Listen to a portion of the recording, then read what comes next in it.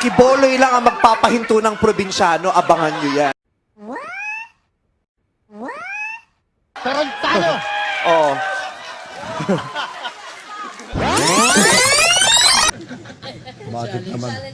Bakit naman dumating tayo dyan?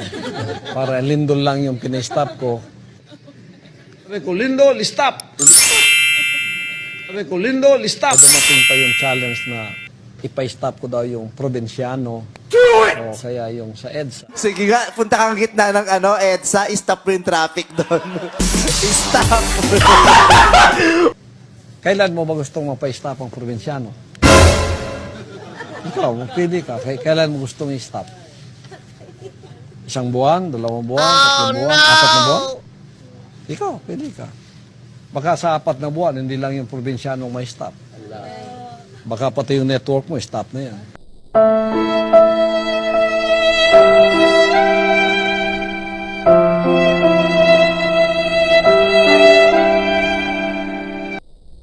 One eternity later. Itong ABS, mag-expire ang contract ninyo, mag-renew kayo, aywan ko lang kung ang mangyayari sa inyo. Ako pa sa iyo, pagbili na ninyo yan.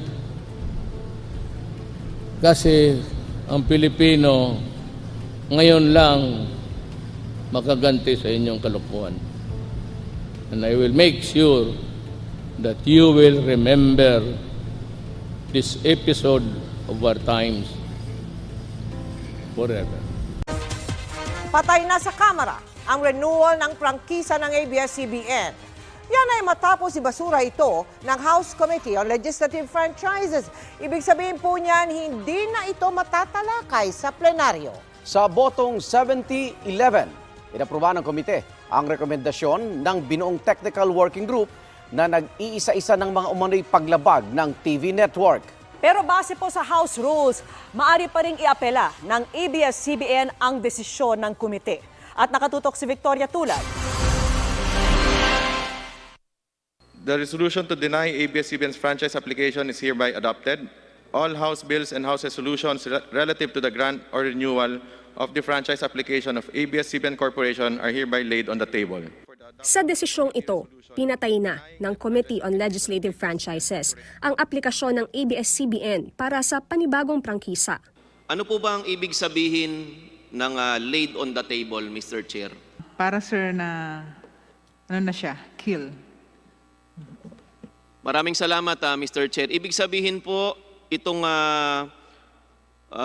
usapin patungkol sa pagre-renew ng application ng ABS-CBN ay hindi lang po isinantabi.